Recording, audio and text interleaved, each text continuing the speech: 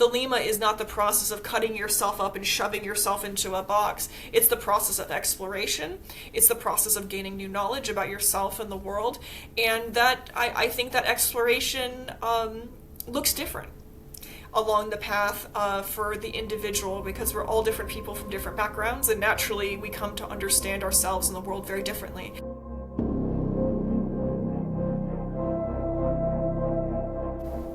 Maevius Lynn, welcome to the podcast. Thank you so much. I am so excited to be back. Yeah, I'm so glad to have you back again, and I'm really excited to have this round two. Our last conversation was really insightful, and we had a great discussion on your book, and as well as all the topics of Thelema, at least broaching the topic of Thelema. But how's everything going with your book tour? Yeah, my book tour has been fantastic so far. It's been a real joy not only to share my perspective and research and everything that went into my book, but to hear from the stories and connect with other individuals on similar or different types of paths. And so, big thank you to anyone and everyone who's come out for an event. And this month I have one more book event happening later on at Fate in Folklore in Durham, North Carolina, and that will wrap up my book tour, which has been absolutely fantastic. Congratulations again. That's really cool. And you were out of the country doing some touring as well?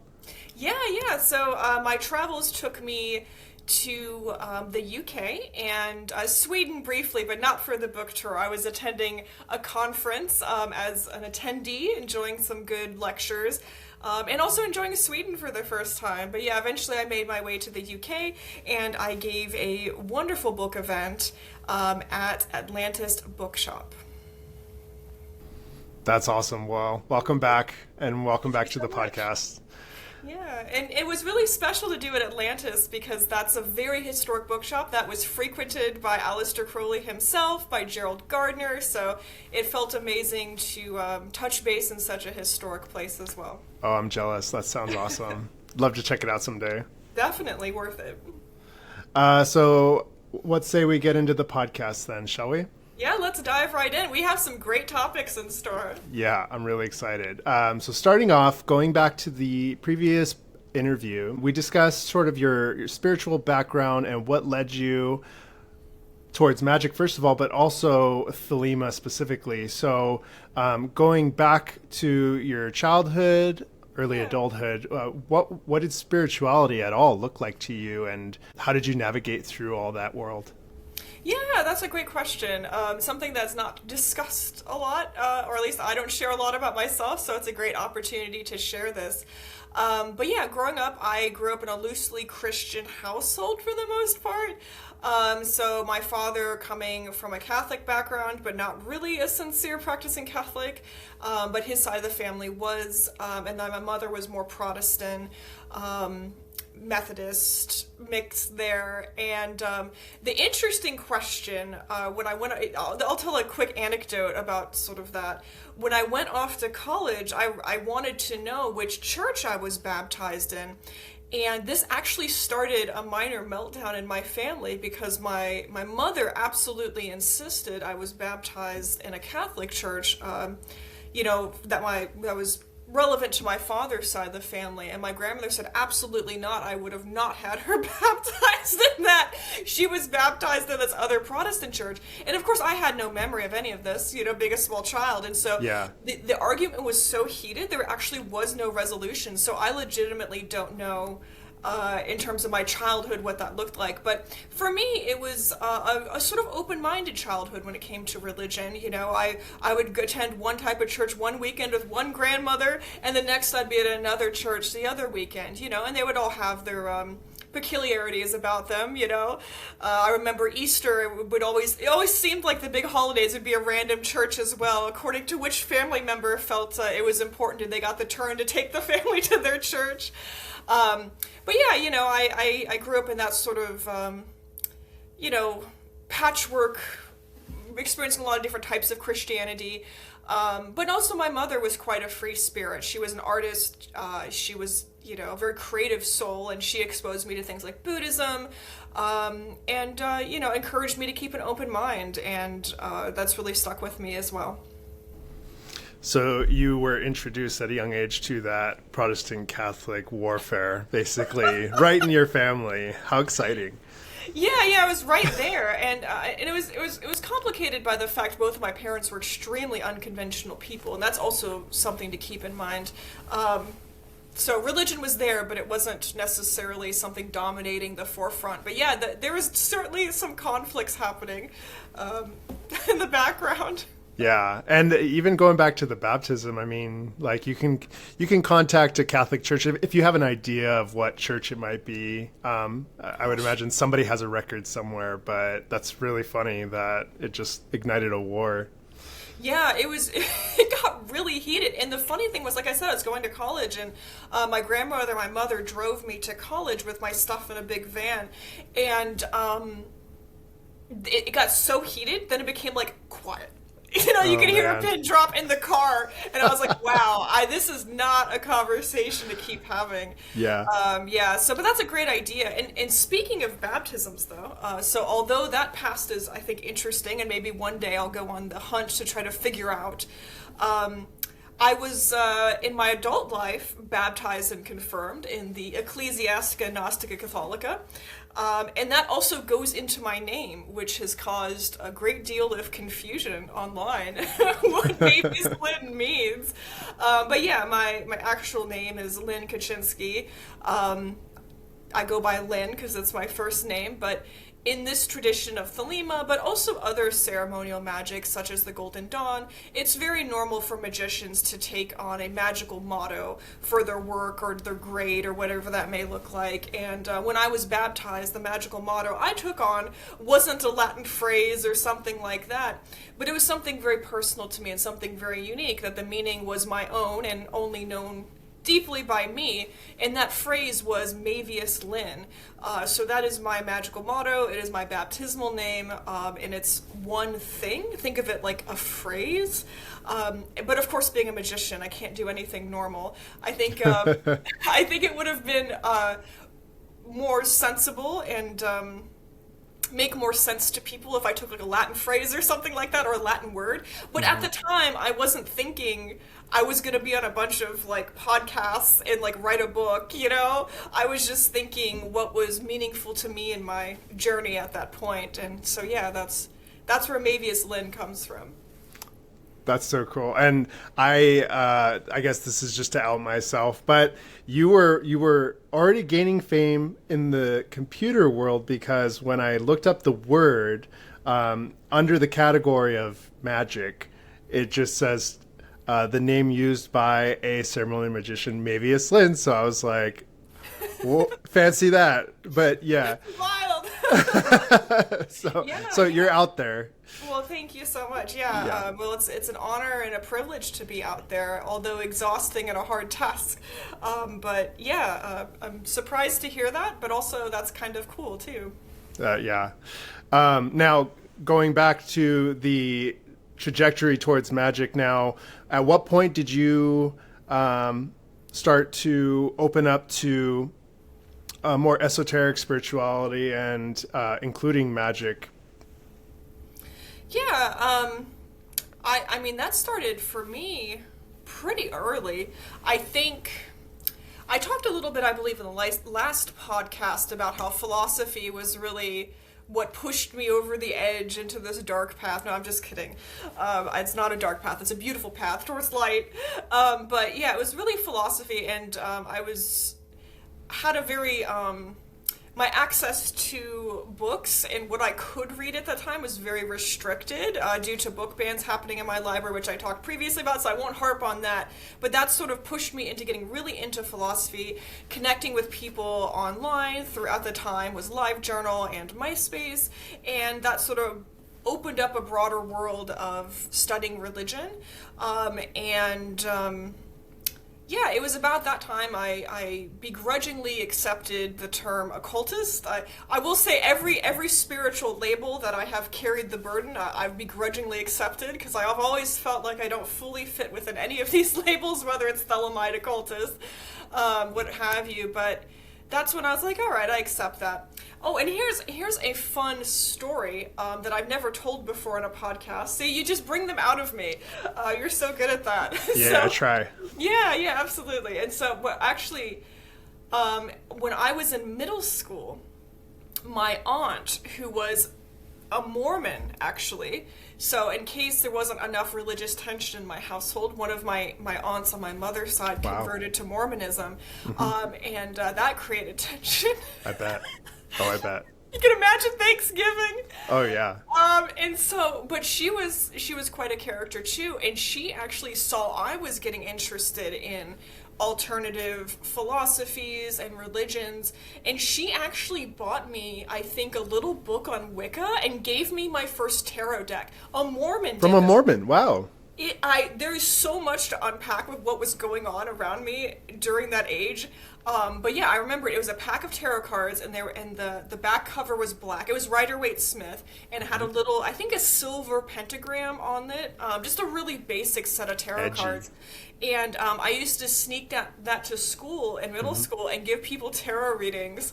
That's cool. I had my little black velvet cloth I would wrap my tarot cards in and be like, I want to give you a tarot reading. And then I think I eventually got in trouble for it because, of course, that's satanic, but yeah, not of course. Really. That's what the adult thought. That and Pogs. Yes. The devil's playthings. Well, and the big thing, too, was Harry Potter at the time. Oh, yeah. So that was also satanic. A lot of things were satanic, but yeah, so I was, given tarot readings back in middle school, and sadly I lost that tarot deck. Wouldn't that be bummer. cool if I still had it, but I don't. Maybe it'll show up one day, but yeah, hopefully you can get that back. That would be wild, yeah. And I've looked for that exact deck. I don't really know what it is or what it was. I think, like I said, something very generic. But yeah, it would be cool to even see that deck again one day. Yeah, that would be cool. So as you were studying books and trying to find as many books as you can, particularly around philosophy, I recall, was it a Crowley book that you stumbled upon? That sort of opened you up to that, or was it someone else? Yeah, it wasn't Crowley at the time, because Crowley was, it was during that period I heard his name, and I kind of read a little bit about what he was about. And again, this is early era of the internet, so we didn't have a robust things to search through. All of those texts weren't available online, so it was really just, that sounds interesting. Can't read it. But I think what was really, the nail in the coffin for me was stumbling upon the works of Nietzsche, which is interesting, because this will tie into something we'll talk about later, is Friedrich Nietzsche is actually one of our Gnostic saints in the EGC.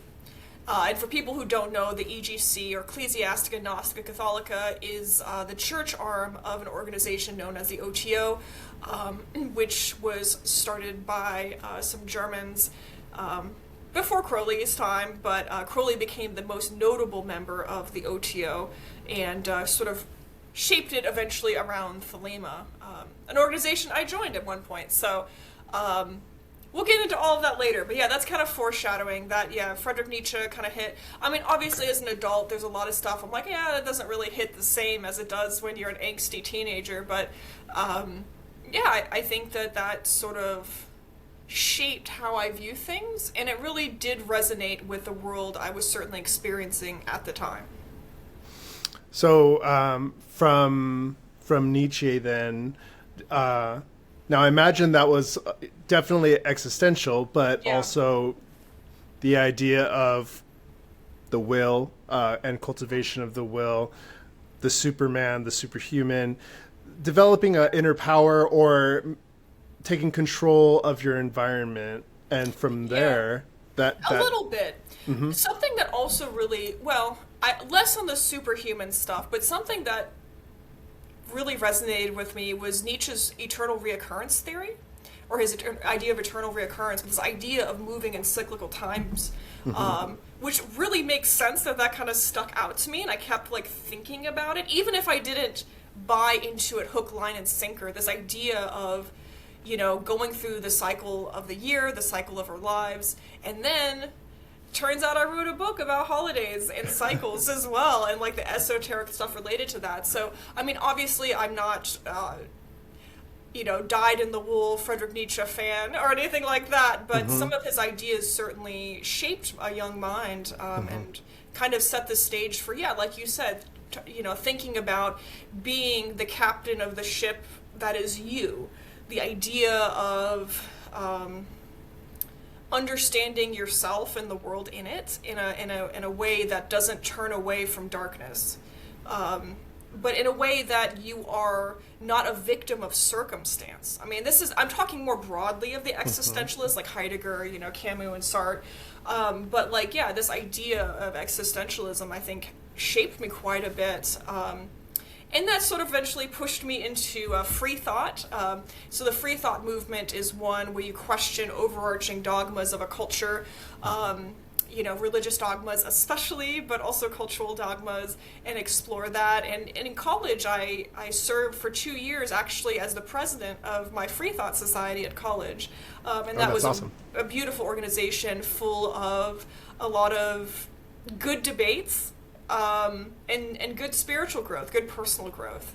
The idea of challenging our own ideas and our own assumptions about ourselves and the world, and developing those critical thinking skills, I think, is so important and so essential and so missing. Yes. Yeah, and also something that is really heavy in Thelema. I feel like I'm getting off on a tangent here, but this idea of doubt is so important in Thelema and to Aleister Crowley, who also was one of the OG historic freethinkers. People forget that about Crowley, that was such an important part of his life and his development. And that's explored in Richard Kaczynski's book, Friendship and Doubt. So that's that whole history of the skeptics, agnostic, free thought movement, and, Aleister Crowley as well. But, that kind of mirrored my own journey. And again, I was doing the free thought thing and philosophical debates and all of that before I even got into Crowley fully, because, again, couldn't gain access to Crowley.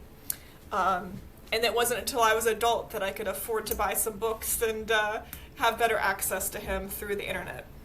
Yes, you're going to need the money for those books because they're hard to find at times.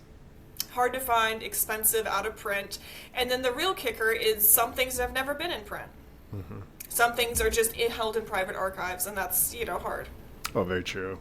So then what would you say was the final step before nothing to Thelema? And then from there, where did you go? Yeah, I guess my final step was getting completely burnt out in the corporate world. So I had lived many work lives by that point, but it was really, I went to school to be a scientist. I was doing some of that science stuff. I was working in the public sector. And then I was brought on to a corporate environment to try to read and help legalese understand the scientific part of some of that documentation. But yeah, that was a really soul-crushing job to work for corporate America. And I really lost myself. I was very disconnected from myself, my identity, my passions, and it's really easy when you're being so profoundly burnt out that people are like, oh yeah, just see a therapist and maybe take some psych meds and also just do things you like. And it's I don't even know what I like anymore, let alone who I am and where I should be going. This ship is my life was like a ghost ship, to return back to that analogy, where I was adrift in the ocean and nobody was piloting it. I was checked out. And so for me, the question was, okay, I'm doing everything right. I'm doing the traditional therapy. I'm doing all of this stuff. But I need something more. And that something more was spirituality. And that something more was returning back into my grab bag of occult tools to be all right, who was talking about finding yourself, and who was talking about a concept that would be relevant to me in a way that I could actually try some of this magic out. And one of those was actually Aleister Crowley and this idea of true will. And specifically this idea of the great work, which we'll get into later. But yeah, I took it very sincerely. I said, maybe nothing will happen if I undergo some of these workings. Maybe something will, something won't. And that's what really kicked it off, was taking the leap from studying this stuff to actually doing it, and doing it wholeheartedly, which I did for many, many years. And perhaps I still do, but not as intense as I was during those years. I'm sure people who have done AA work, and when I say AA work, I don't mean Alcoholics Anonymous. I mean the teaching order established by Aleister Crowley. But people who've done that sort of work, I'm sure can relate. But yeah, that's kind of where I was at with that. And yeah, just really took the leap. And here I am. And then after becoming a Thelemite, making yourself aware of some of the practices, the history and formation, I trust you became familiar with some of the organizations affiliated with Thelema. Did you have any interaction with them or ever end up joining any of them? Yes, I did. So I've... my AA history is complicated, so we'll just put a pin in that. So that's a whole thing. But the two that I did initiate into is the OTO. I initiated into that, and I also initiated into Temple of the Silver Star. So I mentioned previously what the OTO is. The official term is it's a paramasonic group, so it offers... I think about the OTO in the United States as, two organizations in one trench coat. One of them is the initiation, very Masonic-like initiations they offer, the secret society part of the OTO, where you get lessons and learn through these initiations. And then the second one is what I mentioned before, the ecclesiastical arm, and that's the one that offers things like the Gnostic Mass, baptisms, confirmations, things of that nature. So I joined both. Did initiations as well as the ecclesiastical stuff. As much as I could participate, I did. And then I also joined Temple of the Silver Star. So Temple of the Silver Star is a Golden Dawn patterned order with built around the law of Thelema and in service to the AA, and really enjoyed my time in Temple of the Silver Star. Cannot recommend that organization enough. And in that organization, there's two tracks. You could choose to do the just the study aspect, and you can do that virtually. But I actually did the initiatory track. So I had the pleasure and privilege of being initiated and doing some initiations for people. And yeah, I just think that really... I always say if I do anything right, it's because of my teachers, people like David Shoemaker, Lauren Gardner. They really, really helped me greatly in the study of magic. And that's amazing that you had mentors already and even some well-renowned names there. That's wonderful. Yeah.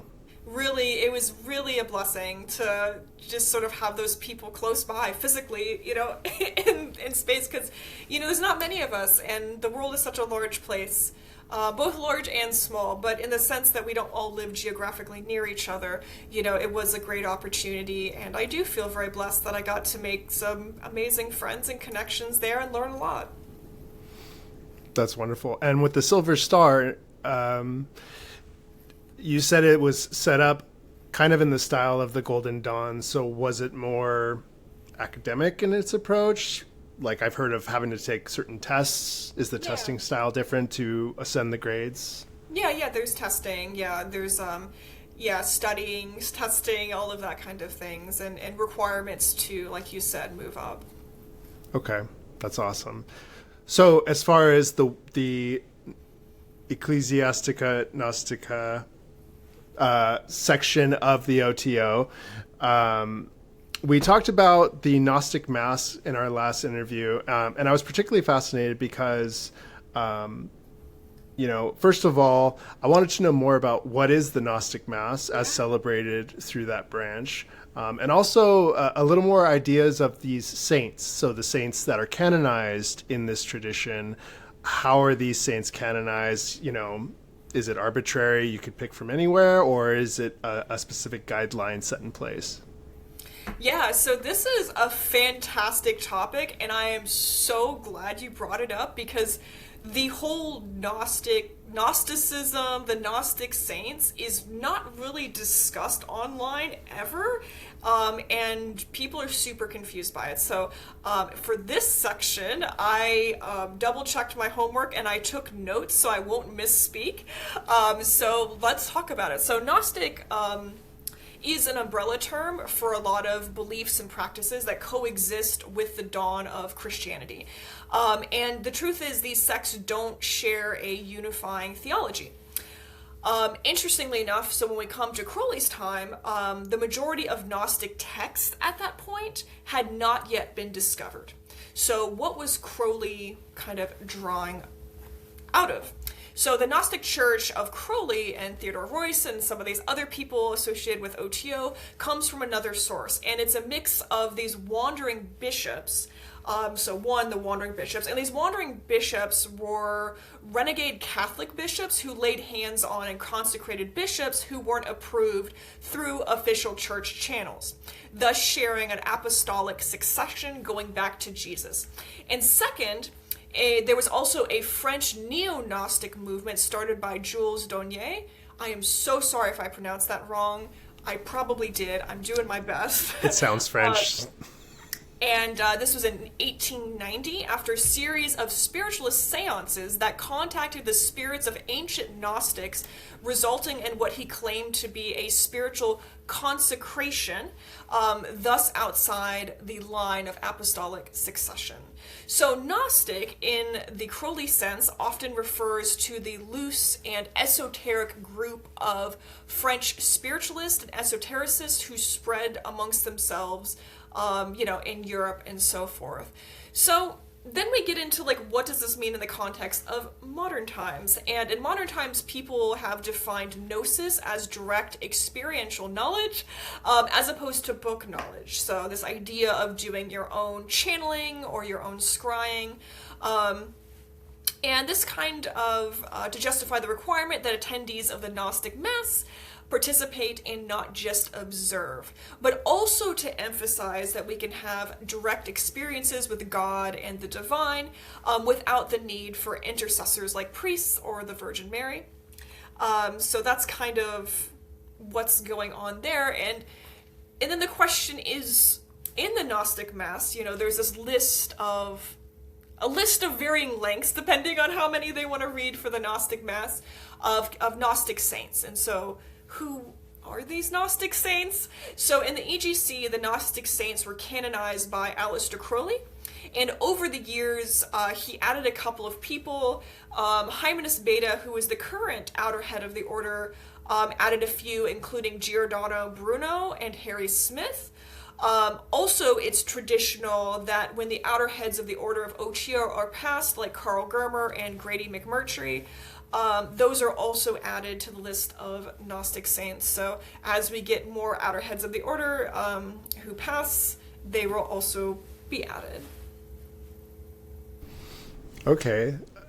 So it was in that early time that there was a decision made of which saints are we adding to this group. Is that, and anybody outside of OTO, is that an ongoing potentiality that somebody who might be outside of Thelema altogether might be considered a saint in the tradition? Oh, absolutely. And the list of Gnostic saints read in the Gnostic Mass are both a lot of people who wouldn't be considered Thelemites. Like I mentioned, Friedrich Nietzsche. I mean, again, it depends on your definition of Thelemite. People do sometimes define Thelemite or a practitioner of Thelema so broad that everyone falls in it, but a lot of these people would not self-identify as a Thelemite, especially because they pre-existed before the Book of the Law. Anyway, so I guess definition of Thelemite, let's put one out there for people. But first I'd like to recognize that for modern practitioners, these definitions of Thelemite come again from modern practitioners, not Aleister Crowley himself. So sometimes they're really broad, but sometimes they're also so narrow. And when that happens, sometimes these narrow definitions become another form of gatekeeping.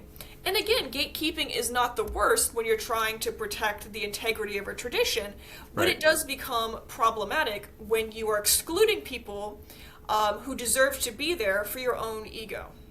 So anyway, the one definition of Thelemite I really like goes back to Grandmaster Sabazius in the OTO. It could have been anyone, but it was him. And to paraphrase him, he said a Thelemite is someone who accepts the Book of the Law and what it means to them, and also seeks to know and do their will. I think that's a pretty good definition. But yeah, even if we say accepts the Book of the Law as part of the definition to be a Thelemite, obviously a lot of these Gnostic saints, like Giordano Bruno, existed far before the Gnostic, Right. the Book of the Law came about. So, but also let's recognize that some of the Gnostic saints are mythical. Merlin's on there. Right. Is Merlin a dude or is Merlin a myth? That's that. I mean, Right. I'm leaving it open. I don't have the answers. And I will say, as a side note, for people who are like, wow, Lynn must be really important, I'm really, profoundly not. I'm probably one of the most unimportant people in the OTO. I don't mean anything to anyone. I mean something to my husband, and that's about it. And my friends, as a human being. But, I have no authority. I have no leader. I'm not in leadership. I'm a bit of nothing. So I just read a lot of books, and I've been around a while, and I have opinions. So please don't look at me as some authority, because I'm not. But yeah, I'm leaving it open-ended, a lot of this stuff for people to interpret. And then I want to put out something controversial here, because, why not? It's super interesting that every single one of the Gnostic saints is a man. And Touché. every single one. Which is Wow. fascinating, because Yeah. the Catholic Church has women as saints. Yes. So in some ways, the Catholic Church is much more progressive. You could think about it like that. And there's been a lot of theories put out as to why only men are Gnostic saints in the EGC. I haven't heard a single one I like. I mean, that's unfortunate. It's not even just women that need women saints. It's Yeah. men too. Absolutely. And a lot of classic romanticist literature emphasizes the male desire for the ideal feminine. It's all over, even medieval times, Renaissance, and all the way through Romanticism. So I find that interesting. It's something to think about, right? And Yeah. why is that the case? And like I said, people could read about all of the different excuses or ideas behind why that's the case, but I've been unpleased with every single one, and I haven't found one that I'm like, oh, that's good. I think it is a shame. Yeah. I mean, maybe down the road, I'm sure someone might be willing to bring somebody up, but yeah, that's interesting. I would have never guessed that. A woman could be the outer head of the order. That's a possibility. So it's not, I get that question a lot actually, is can women actually be in leadership in OTO? And yes, they can actually be in leadership, and they can be the outer head of the order. And so in that case, a woman would be OHO, and then when she passes, she could be a Gnostic saint. But that's not going to be in my lifetime. Right. Well, I mean, one can hope, but that's unfortunate. I would say that. Yeah. Now, involving the again feminine involvement to this Gnostic Mass, the ecclesial branch of the OTO also has female priestesses as well as male priests celebrating this Mass. Yeah, so let's talk about sort of the structure of the Gnostic Mass. So there's a variety of officers. So there is a priestess and a priest.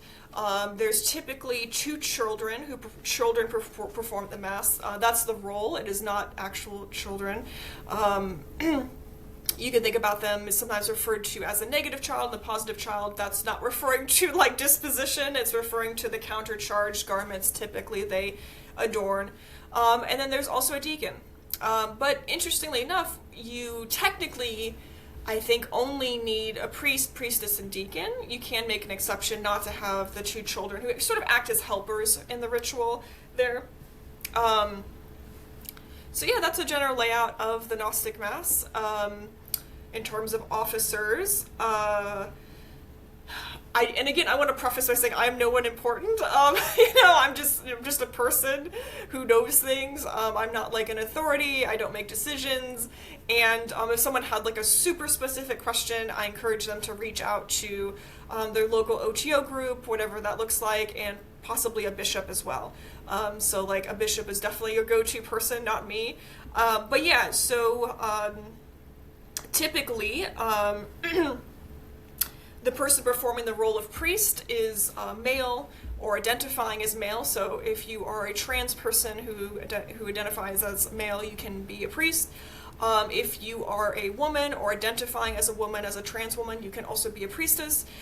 You can be of any gender or identification as a deacon, or any gender identification as a child. So the question is then, if you are non-binary or genderqueer, what options are available to you? And that's sort of still being figured out. And people have really intense opinions about this, especially on the internet. So that's not up to me. That's nothing to do with me. You know, I'm not really involved. But I will comment to say that, as a queer person myself and a genderqueer person, sort of trying to find my way into the world of doing ritual, but specifically doing the Gnostic Mass, I did talk to a bishop, and it really is a case-by-case basis on how they handle someone who is genderqueer.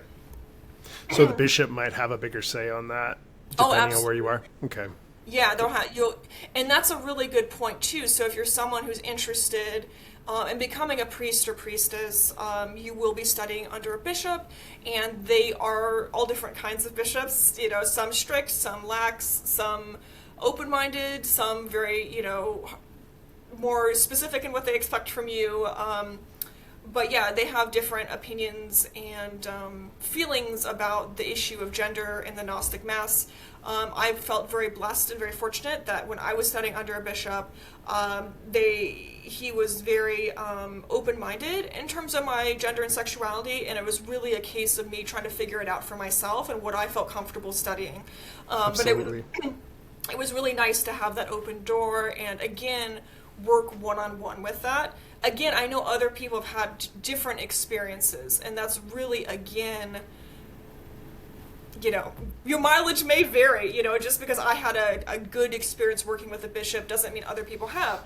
But I do want to say this. I have never performed the role of deacon or priestess in the Gnostic Mass. I have not had that opportunity.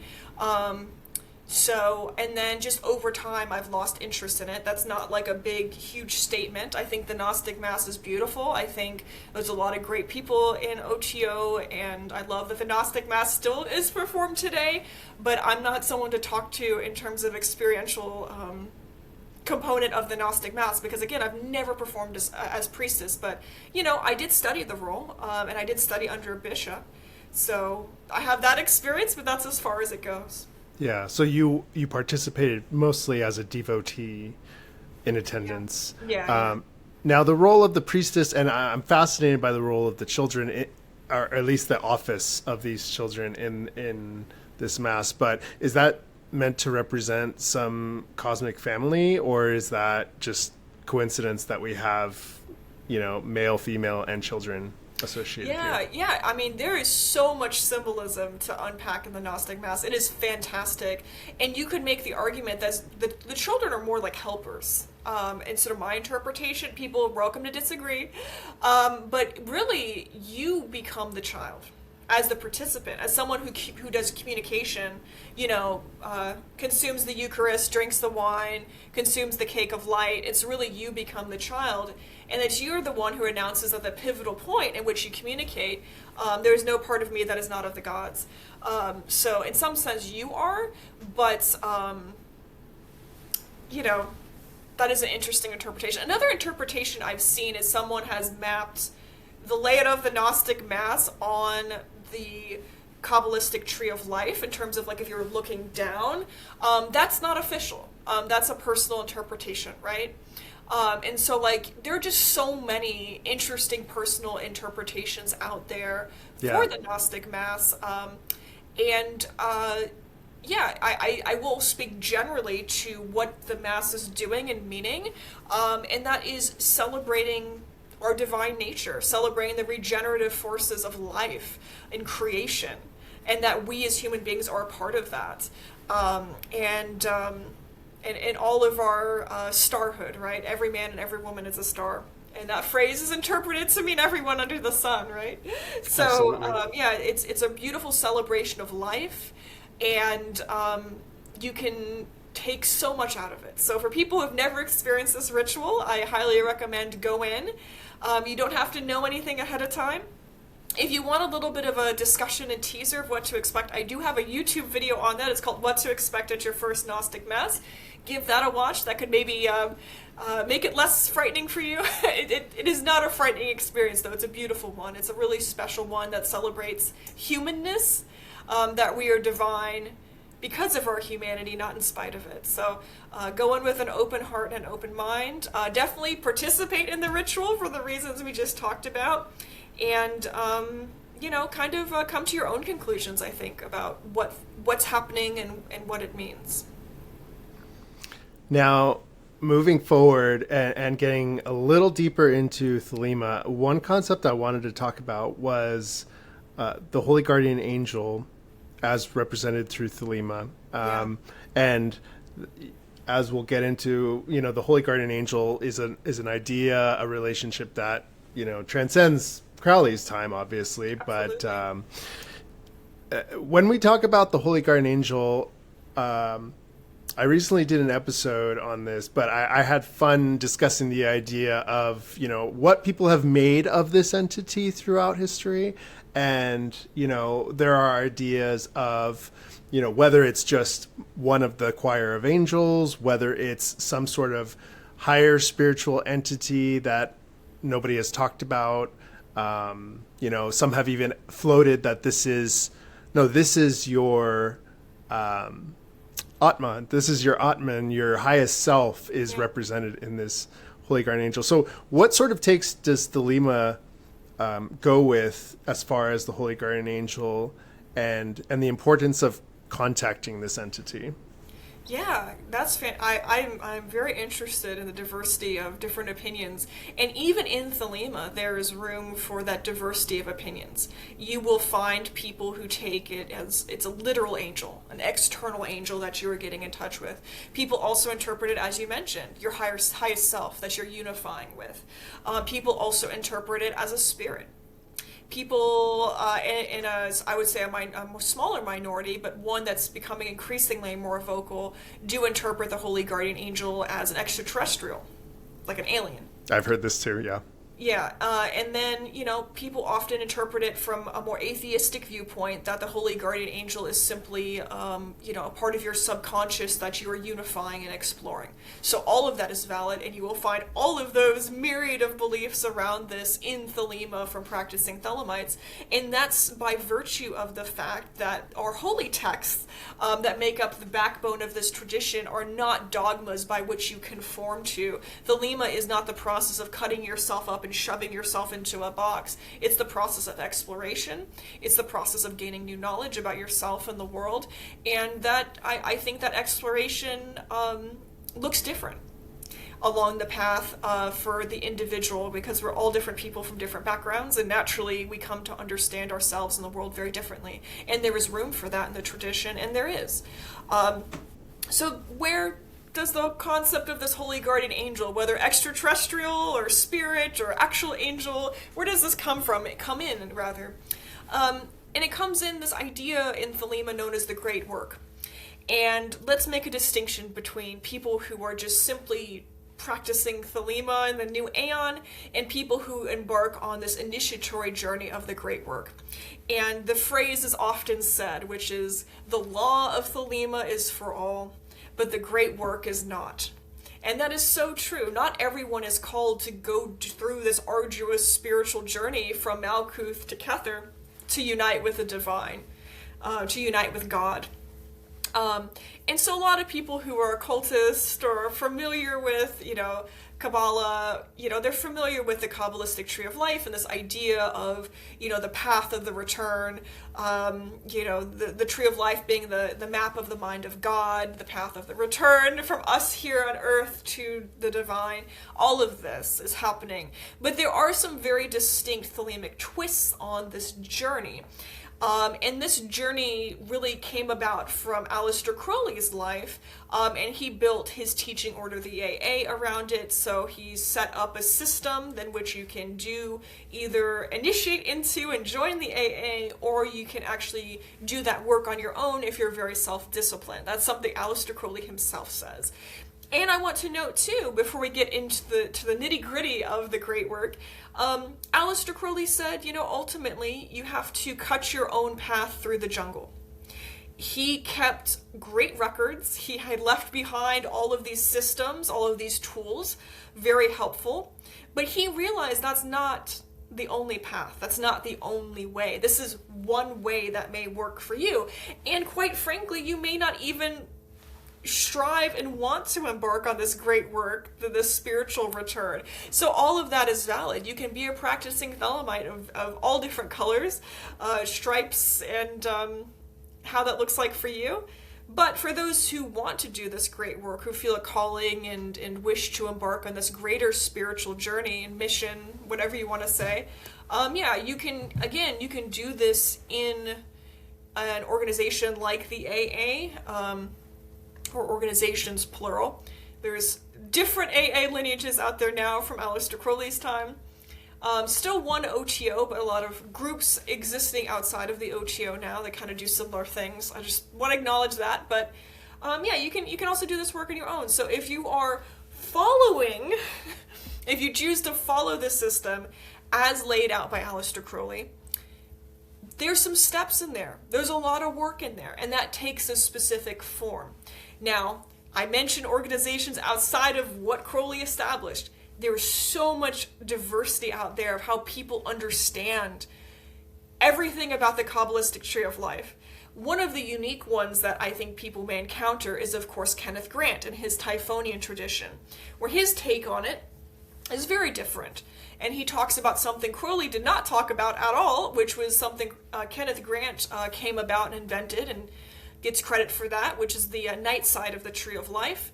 And he approached it by doing path working through working with a clip-off, or the waste of the tree of life. So that's very unique to his tradition. And, there's a lot going on there, but it's not traditional, and it's not what Crowley talked about. So when we talk about Thelema, I just want to leave room and leave people's minds open to there's so much different stuff out there. But for the sake of brevity and clarity, I'm just going to return back to what Aleister Crowley talked about. So now that we've acknowledged some of that diversity, let's get back to him. This idea of traveling up the tree of life, the Kabbalistic tree of life, and Crowley envisioned, these Sephiroth, have different things associated with that level of attainment, different tasks to do, things that happen there. One of the notable ones is when you get to the fifth one, the Tiferet, associated with the sun. This is the one associated with the knowledge and conversation of the holy guardian angel, also associated with something called the mystical marriage, or unio mystica. So this idea at this point, you've been working to get in contact with and get in touch with your holy guardian angel. And again, what that angel means to you is unique to you, up to you. Once you get in contact with the angel, then it's a process of developing something called knowledge and conversation, and going through this merging of self with the angel, this mystical marriage happening at Tiferet and associated with Tiferet. So that's where the holy guardian angel comes to take place. And this is a very important part of the journey. It's not something you can just skip out on if you are following Crowley's system. Again, I know people might be listening, well, what about Kenneth Grant and tunneling through Kenneth Grant talks about using the tunnels of Set to go through Dot to, ride the clip off, but we're not talking about that. We're talking about Aleister Crowley now. So, the question I get a lot is, do I have to do certain things? Can't I just show up in dots, or otherwise known as the Abyss, and do that? And if you understand it by way of Aleister Crowley, no, you can't. You can't just skip the steps on the journey. It's a journey. You have to do certain things to get certain places. You can't just teleport in, spiritually speaking, at least in the way Crowley understood it. So yeah, moving up this tree of life and all of its tasks and ordeals is a part of that. And so is knowledge and conversation of the Holy Guardian Angel. It's an essential step in order to even arrive at the ordeal known as crossing the abyss. And the idea of getting this knowledge and conversation is not just, it's cool, but it allows you the perspective, the self-reflection, the knowledge of your true will so intimately that you're able to actually spiritually progress, right? You have to cross the bridge to get over the river, so to speak. And that's essential. You have to know yourself enough to even get to the point of possibly crossing the abyss. You can't forego your ego if you haven't fully developed your ego with knowledge of self, right? So yeah, you kind of have to do some stuff to get to the point where you can cross the abyss according to this spiritual framework and continue your journey towards God. Now, the process itself, crossing the abyss, in Crowley's system, naturally we're meant to encounter the Holy Guardian Angel at a midpoint, definitely a point before your crossing the abyss phase. So when you get to that point, what is being involved in the person spiritually to do this? Yeah, absolutely. So it's the journey from individual self to an egoless viewpoint. And the idea is above the abyss towards the supernal triad, there is a perspective of unification. There's a perspective of oneness. And this is not unique to Thelema. I'm sure every person's like, oh, that makes sense. That sounds familiar. And it does. But the idea of, in order to gain that perspective, you have to give everything up. And so when Crowley experiences the crossing the abyss, he encounters, a few characters. One of them is Kronzon, a demon associated with the abyss that challenges you. And the others, of course, who assisted him crossing the abyss, a goddess known as Babylon. And Babylon's super interesting because obviously she comes from the Bible, but she's known as Babylon with a Y in the Bible. And it isn't until we get to John Dee scrawling the Enochian Aethers and using his Enochian system of language. In other words, he believed he was this famous occultist who developed this system of the Enochian language, or language of the angels. Very interesting. And so he scribed what he believed to be these like concentric shells in talking to angels. And there we first see the spelling of Babylon out of this Enochian language with an A. That's cool. And then when Crowley scribed the Enochian Aethers, he, when he's going through this ordeal of dealing with the abyss and this demon known as Kronzon, Babylon makes an appearance again with her Holy Grail, or her cup, which I associate with the Holy Grail. And this idea is to drain out all of your life, all of what you are into this cup, so that it may mingle with the universal life. And again, once you give yourself up in your entirety and not hold anything back, then you are offered and given the perspective of the absolute all, or like this egoless perspective. So it's the process of death and destruction, right? It's building yourself so that you may destroy yourself is a part of this spiritual progression. Is this similar in ways to the Buddhist nirvana? Is this sort of a snuffing out? Or is this theosis? Yeah, that's a great question. I think you could interpret it a lot of different ways. I think both of those would be valid. But one difference between like nirvana and Buddhism is this idea of why we're incarnating. the why is different according to, the Book of the Law and Aleister Crowley. So I just want to point that out. So this idea in Buddhism is like escaping suffering, Right. reaching enlightenment so that you may escape.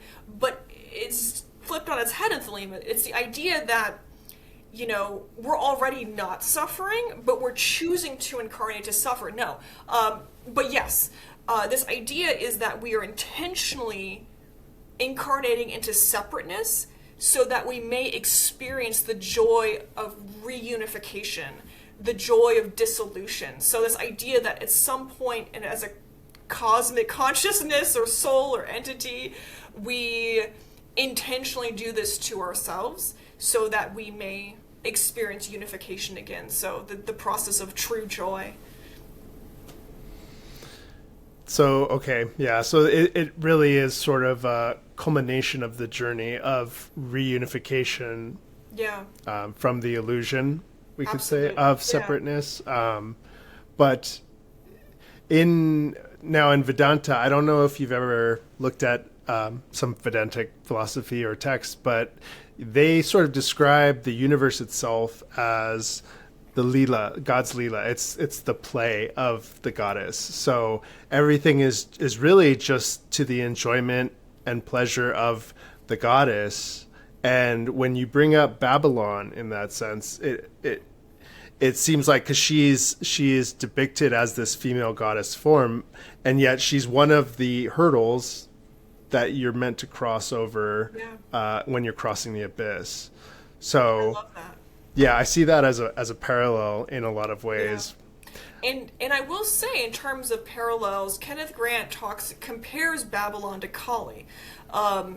Take it or leave it, that does not come from Crowley himself, it comes from Kenneth Grant.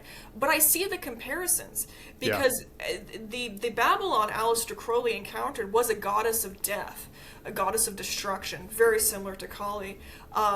And then, of course, Babylon and Thelema is also associated with sex. And this is where things get a little confusing for people. She's associated with sex because when you orgasm, you experience the little death. You experience that brief moment of egoless perspective. And so Right. that's what's going on with Babylon. It's the destruction of self that happens at orgasm. And in Crowley's understanding and all of the other historical understandings of Babylon, she was not a maternal figure. And this, I would say, this is different when it compared to Kali or Durga. The Babylon in Thelema is not a loving mother. She is not destroying you out of consideration for you. She's not destroying you out of love or concern.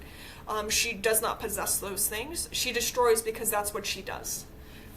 That's sort of the difference as I interpret it, but a lot of modern practitioners do interpret her very differently.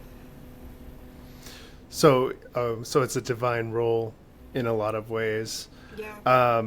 Now, for, I guess, one final question is, for somebody who's practicing Thelema and maybe similar to you, they have more of a solo practice. Yeah. They're not going through a route and being taken through degrees and whatnot. So what would you say to those practitioners who are solo practitioners who have that desire to reach that final stage, the culmination of their journey? Might seem intimidating. What would you say to those practitioners? Well, welcome. You got this. Obviously, there's such a huge diversity of solo practitioners. I think more Thelemites are solo practitioners than initiates in any particular organization. And that's really cool. And your path is absolutely valid, absolutely beautiful, and just as spiritually fulfilling as anyone who joins an organization. Is absolutely not required. And obviously, later on down your path, if you do need help or assistance or want a community or looking for that, those options are there. And that's a really cool thing. I mentioned a bunch of different organizations. There's a variety of different AA lineages now, so find one that suits your fancy. There's plenty of different styles, different takes, different flavors. There's obviously the OTO, and the OTO is different depending on what country you're in. The way they do initiations, the way things are structured is slightly different. I talk about things from a United States perspective, and a lot of Europe is sort of similar to the United States, but one large outlier is Australia. They do things quite a bit differently. And then also, the other organizations. There's College of Thelema is occurring. That's Eshelman's group. There's the Typhonian Order is still around. One of my best friends joined the Typhonian Order when I initiated into OTO. He had a really good experience. And a lot of my friends are in the Typhonian Order as well. Gosh, there's so many that I can't think of, but yeah. there's a lot of help, a lot of options out there. But then there's always this question of like, what should my study guide look like? What should my process look like? Give me something. And I usually answer this question depending on the individual, because people come from such different backgrounds and they have such different knowledge already rattling around their head. So it's hard to give a general like suggestion. But I'm going to try to do that right now. One book you absolutely, if you're ready to do so and make that financial commitment, is get something called Magick Book 4. It's also referred to lovingly as the Big Blue Brick. That's going to be, you're going to need that stuff. There's also another big red book called Gems from the Equinox. Fantastic book. Those are really... I rely on those so much for my personal studies. You will too. Get it, study it, interact with the holy texts. Make it a point to read those texts for yourself, and come to your own conclusions. Also, if you can get a hold of Aleister Crowley's commentaries on the Book of the Law, it's a book known as The Laws for All, currently out of print. I spent most of my life not having a copy of this book. I would borrow friends' copies of this book, but it is absolutely essential, because you see out in the wild people having wild takes on these holy texts, especially the Book of the Law, and that's fine for them. But if you're a serious studier and practitioner, knowing at least what Crowley has to say about it is really helpful, so you can come to your own conclusions. That will really help you out. And again, if you don't want that help, that's fine. I'm not saying that's the only way to do it, but, again, I'm talking to this imaginary person, I don't know what I would say to any of your viewers or listeners on a one-on-one conversation. And then another thing I'll mention, too, is if people are interested in tarot, if they already have a big tarot practice, because I know that's a very popular thing. One easy kind of on-ramp, I think, is studying the Thoth Tarot. That's a system of tarot that was built around the Law of Thelema and the New Aeon. And so a lot of that astrology, that symbolism, that meaning, and those ideas and philosophy of Thelema is actually found throughout those cards. Beautiful deck by an artist by the name of Frida Harris. Again, she worked with Aleister Crowley to make this deck happen. They didn't see the printing of it in their lifetimes. That actually came later, unfortunately. But again, that art, the meaning, and if you can get a copy of the Book of Thoth by Aleister Crowley, his exploration of the Thoth Tarot, that's a great on-ramp. And then, of course, I'm going to plug my book, because I think it is a nice on-ramp for people who are used to celebrating holidays and like that kind of cyclical perspective on a tradition. I highly recommend checking out my book, The Holy Year of Thelema. It is an exploration of the classic Thelemic holy days, otherwise known as holidays, found in the Book of the Law, and I connect those to larger ideas in Thelema, philosophies, holy texts, so you get a little bit of a sampling and a unique perspective on the tradition you're not going to find in other Intro to Thelema books. But if you want other good ones, I highly recommend Living Thelema by David Shoemaker, The Magick of Aleister Crowley by Lon Milo Duquette, Abrahadabra by Rodney Orpheus, full of some good ritual perspective in that book. And, oh yes, Thelema by Colin Campbell. So those are some fantastic, and if you want a good biography of Aleister Crowley, checking out Perdurabo by Richard Kaczynski, an absolute must. I have most of those, so I could attest that's a very good list. Thank you. Well, Maevius Lynn, yeah, that about wraps up this episode. Again, you have events, one more event coming up for your book tour. Where was that again? Yeah, that's going to be at a bookshop known as Fate and Folklore in Durham, North Carolina. Join me for a book signing. I'm also not a book event, but I will be at Mystic South 2026 coming up. That is a pagan Witchcraft and Occultist Conference in Atlanta, Georgia. So a lot of good speakers, a lot of good opportunities to connect, and basically I'll go and give my lecture. I also have an author signing there, but I make a point when I do these conferences to be around. You know, I'm there for you all. You know, come talk to me, come grab dinner with me, and you know, have a chat. And also want to recommend listeners also, if they've bought your book, to go rate it. Those ratings help get your book out there. So I want to thank you again so much for this episode 2 interview. We got into some meat and potatoes, I will say, and I really like that. Yeah, me too. Thank you so much for this opportunity, and I think we got into some really good stuff that's not normally discussed, and I think it'll be a real value to the community. So thank you for all you do. Thank you for this opportunity to come back and chat. This has been awesome. Maevius Lynn, we will speak again. Thank you. Thank you.